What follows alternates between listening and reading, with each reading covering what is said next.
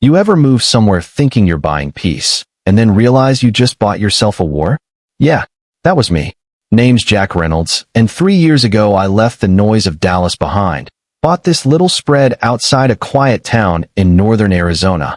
Place with a lake, pine trees, mountains. I thought it'd be freedom. Turns out, it came with something way louder than the city ever was. An HOA run by the most power-hungry woman I've ever met.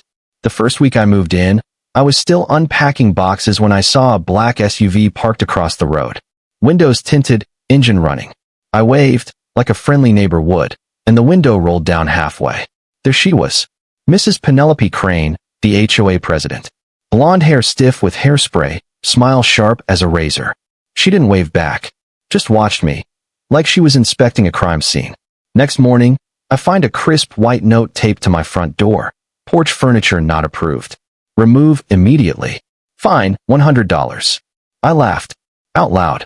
I mean, who finds a guy for a rocking chair?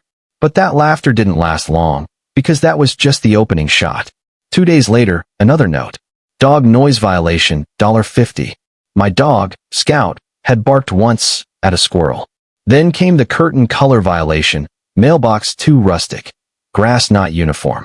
I started adding up the numbers, almost $1,000 in a week. And I realized, I hadn't bought a home. I'd bought a battlefield. I tried to talk to neighbors, see what was going on. Most wouldn't even open the door. One old lady cracked hers open just an inch and whispered, "Be careful, Jack. She doesn't like newcomers." Then she shut it. That's when I started to understand. This wasn't just rules. This was control. Penelope didn't run a neighborhood. She ran a little empire, and everyone in it was terrified of her. Then one night, cops showed up at my gate. Lights flashing against my old wooden fence. "Sir, we've had a report of disturbance of the peace," one said. "Non-compliance with community regulations."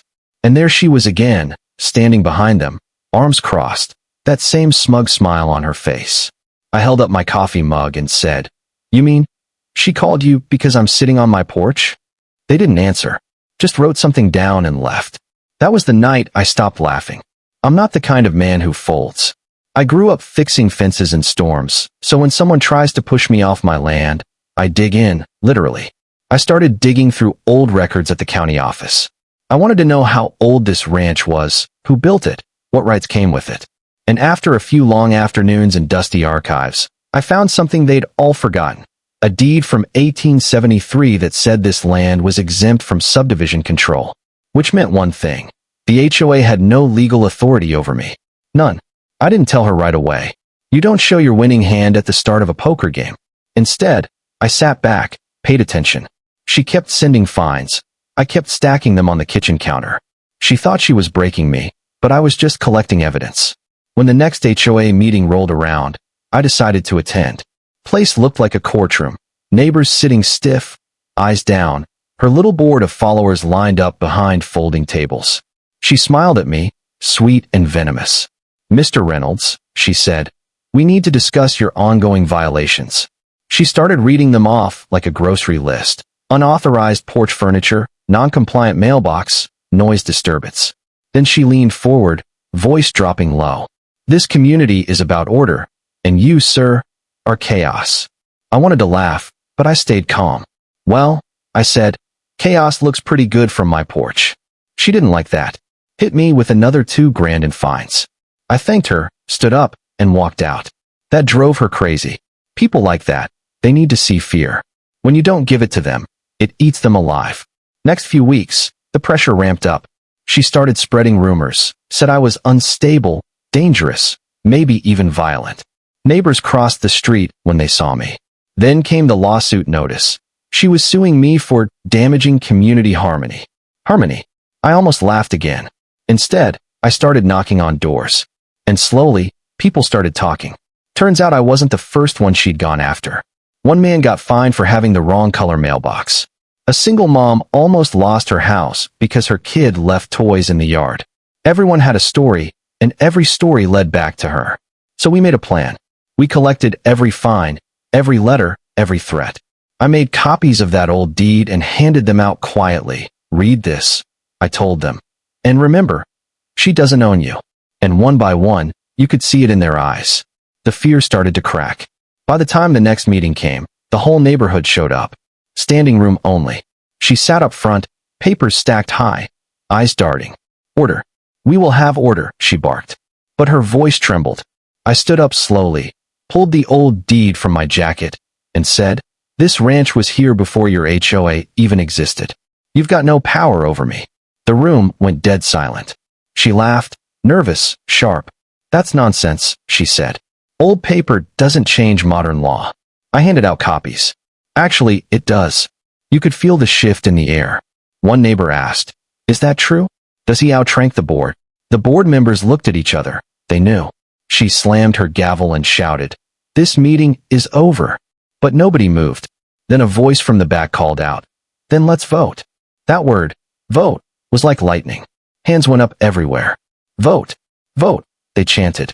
And she knew right then she was done. The motion passed. The HOA was dissolved that night. Years of fear, gone in a few minutes.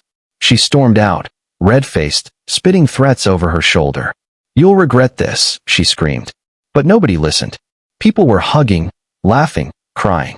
For the first time since I'd moved there, it felt like a community again. But she wasn't finished. Folks like her never are. 2 days later, I got another envelope, this time from her personal lawyer. Defamation of character. I just smiled. She wanted a war of paper? Fine. I had piles of it. The neighbors backed me, handed me their own records, and together we filed a countersuit. Not just for me, for everyone she'd bullied.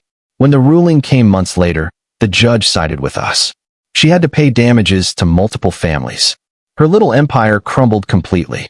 That night, I sat on my porch with a glass of whiskey instead of coffee. Scout lay at my feet, tail thumping softly. The air was quiet. No cops, no SUV, no fear. Just the sound of crickets and the creak of my old rocking chair. I looked out across the lake and thought about everything that happened. The fines, the rumors, the flashing lights. And it hit me. This was never really about a porch chair. It was about control. And the only way you beat control is by standing up, even when you're alone. Since then, the neighborhood's changed. Fences are painted all kinds of colors now. Kids leave bikes in driveways. People talk again, laugh again. Freedom's messy, but man, it's beautiful. Sometimes I still see a black SUV parked way down the road, engine running, like a ghost that doesn't know it's gone. Maybe it's her. Maybe it's just my imagination. Either way, I rock back, sip my drink, and smile. Because this little patch of land, this porch, this dog, this peace, belongs to me again. Now I'll leave you with this. If you were sitting here in my chair tonight, after fighting someone like her, would you forgive and move on? Or would you hunt down every HOA that does this and make them pay? Tell me in the comments. Because maybe the fight for freedom doesn't end here. Maybe it just starts with one porch.